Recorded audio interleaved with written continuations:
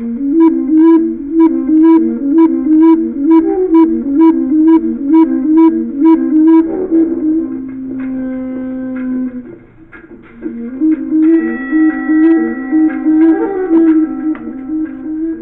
were some fighters that would die from the results of a fight. Some would concuss in the ring, some would afterwards, but eventually they would, perish from that. There was one professional boxer named Sean Thomas, a local favorite, had one of the greatest records ever by an amateur in the city of Kalamazoo. My brother Sean, he led the way. He had won several Southwest Michigan boxing champions, AAU championship, ranked #1 in the nation. I started also being trained by my brother Sean. I started learning the fundamentals at home with him. He was funny, he always cracked jokes, and he drew people like a magnet. And we were the Boxing Thomas brothers. In 1983 and 84, my brother Sean turned pro. I helped him sign his first professional contract.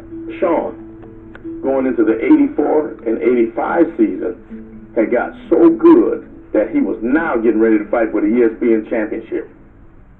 We were sitting at home watching Sean fight for the ESPN championship, my mother and myself. He's fighting, I believe, the Tennessee Rebel. He's sitting behind the head, and Sean is complaining. He was leaning outside of the ropes. His opponent started hammering him, and he sort of fell out of the ring. But this guy is steadily hitting him in the back of the head. But the ref says, hey, I'm the ref, you keep on fighting. He leaned against the ropes, the fighter was hitting him. It was illegal punching. Sean caught an aneurysm in the back of the head. He ended up going to the hospital, and about a month later, it was all over. I was here, and I said, where is Sean Thomas? So they said, Henry, you don't know about Sean? I said, what you mean I don't know? Where is he? They said, Sean Thomas is dead, Henry, he's passed. I stopped boxing the day he died. Because that was my best friend. He got me into boxing. And I felt like if they could let him die in the ring like that, it could happen to me. If I would have been around, he'd be living. Because the minute that he said he couldn't see, or his head snapped back several times because the referee is not doing his job, I would have stopped the fight. You don't have to get the referee. Just go up the steps, and when you go up the steps and you're on the apron of the ring, the fight is over. It would have been over. Over, you see? My mother literally drove me out of boxing. She'd be staring at you while you're training, you know what I mean?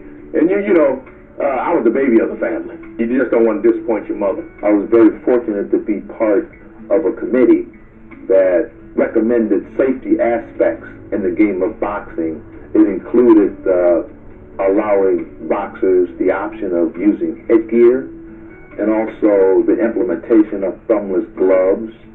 I believe that all the kids, young kids, need to have safety helmets on at all times in the ring. I think it's a necessity that there should be some headgear. I talked to some guys that I fought with, and they probably need a little more headgear.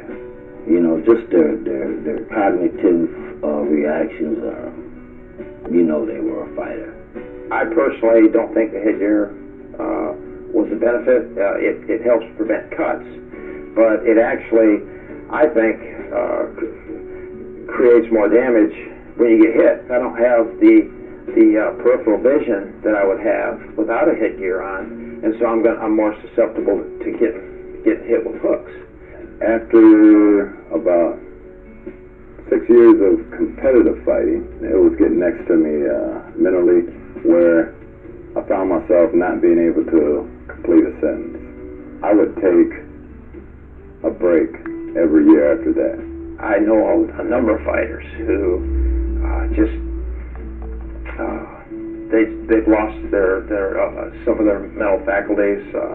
They do twitch. They have equilibrium problems. The young fighters today should have headgear. They should wear some protection. Athletes, whether you're a boxer or a professional football player or a baseball player, you get you get used to that adrenaline. You get addicted to the adrenaline. So when they quit fighting or quit playing sports, then they get that rush from something else, whether it's drugs or alcohol or whatever, and that affects your mental faculties too. Even though my brother has passed away in the 85 and 86 years, you know, I have great memories. I know he's not shortchanged because he was a champion. It was just a fluke thing that does happen in boxing. People can get critically hurt, you know, and you got to know that. Back then, we did not wear headgear. Back then, we didn't wear a shirt. One thing I want to say about boxing, it's a lot safer now.